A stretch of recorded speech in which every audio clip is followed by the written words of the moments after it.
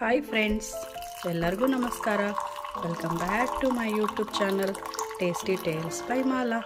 ಇವತ್ತು ನಾವು ಮಾಡುವ ರೆಸಿಪಿ ಮಸಾಲ ಟೀ.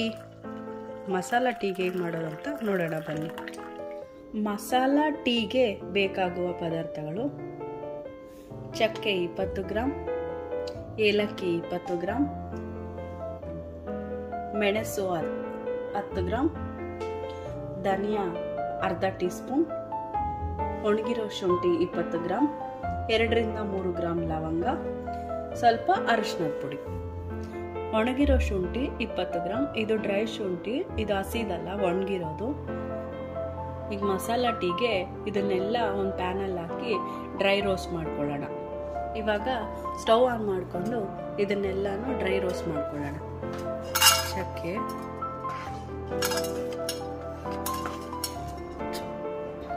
ಈ ಶುಂಠಿನ ಚಿಕ್ಕ ಚಿಕ್ಕದಾಗಿ ಪೀಸ್ ಮಾಡ್ಕೊಂಡಿದ್ದೀನಿ.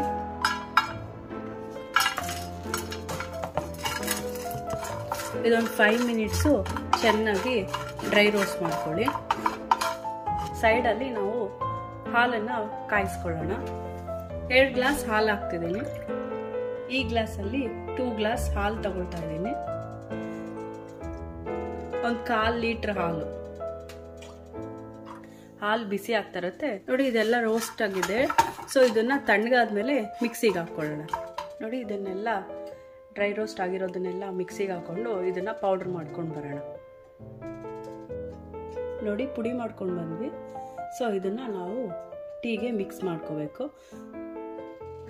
ಸ್ಟವ್ ಮೇಲೆ ಒಂದು ಪಾತ್ರೆ ಇಟ್ಕೊಂಡು ಯಾವ ಗ್ಲಾಸಲ್ಲಿ ಹಾಲು ತಗೊಂಡು ಅದೇ ಗ್ಲಾಸಲ್ಲಿ ಈ ಗ್ಲಾಸಲ್ಲಿ 2 ಗ್ಲಾಸ್ ಹಾಲು ತಗೊಂಡಿದ್ವಿ. ಸೊ ಈ ಗ್ಲಾಸಲ್ಲಿ 1 ಗ್ಲಾಸು ನೀರು ಹಾಕೊಳ್ಳೋಣ.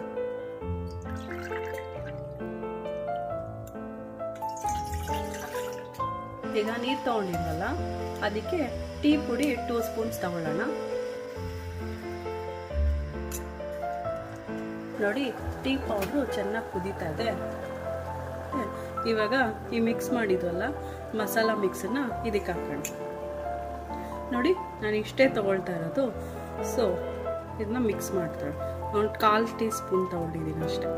ಸೊ ಇದು ಚೆನ್ನಾಗಿ ಕುದಿ ಬರಲಿ. 2 ಸ್ಪೂನ್ ಬೆಲ್ಲ ಹಾಕ್ತಾ ಇದ್ದೀನಿ.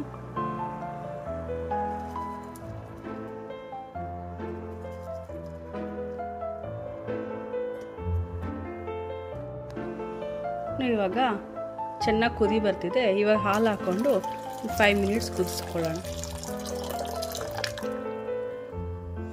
5 ಮಿನಿಟ್ಸ್ ಚೆನ್ನಾಗಿ ಕುದೀಲಿ. ಈ ಮಸಾಲ ಟೀ ಸೇವನೆ ಮಾಡೋದ್ರಿಂದ ಒಳ್ಳೆ ಡೈಜೆಷನ್ ಆಗುತ್ತದೆ.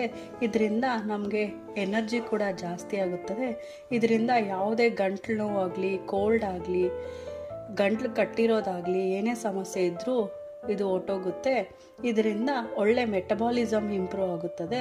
ಇದರಲ್ಲಿ ಒಳ್ಳೆ ವೆಯ್ಟ್ ಲಾಸ್ ಕೂಡ ಆಗ್ಬೋದು. ಇದು ನಮ್ಮ ಇಮ್ಯುನಿಟಿ ಪವರ್ ಕೂಡ ತುಂಬ ಜಾಸ್ತಿ ಮಾಡುತ್ತೆ. ಇದರಿಂದ ನಮಗೆ ಎನರ್ಜಿ ಕೂಡ ಸಿಗುತ್ತದೆ. ಇದರಲ್ಲಿ ಚಕ್ಕೆ, ಏಲಕ್ಕಿ, ಧನಿಯಾ, ಶುಂಠಿ, ಲವಂಗ, ಪೆಪ್ಪರ್, ಟರ್ಮರಿಕ್ ಎಲ್ಲ ಹಾಕಿರೋದ್ರಿಂದ ನಮಗೆ ತುಂಬ ಒಳ್ಳೆಯದು ನಮಗೆ. ಸೊ ಇದು ತಗೊಳ್ಳೋದ್ರಿಂದ ನಮಗೆ ಯಾವುದೇ ಶೀತ, ನೆಗಡಿ ಎಲ್ಲ ಬೇಗನೆ ಬರೋದಿಲ್ಲ. ಇದು ಟೀ ರೆಡಿ ಆಗಿದೆ. ಸೊ ಇವಾಗ ಸ್ಟವ್ ಆಫ್ ಮಾಡಿಬಿಟ್ಟು ಗ್ಲಾಸ್ಗೆ ಹಾಕೊಳ್ಳೋಣ. ನಿಮ್ಗೆ ಏನಾದರೂ ಈ ರೆಸಿಪಿ ಇಷ್ಟ ಆಯಿತು ಅಂದರೆ ಲೈಕ್ ಮಾಡಿ, ಶೇರ್ ಮಾಡಿ, ಕಮೆಂಟ್ ಮಾಡಿ, ಸಬ್ಸ್ಕ್ರೈಬ್ ಮಾಡೋದು ಮಾತ್ರ ಮರಿಬೇಡಿ. Thanks for watching.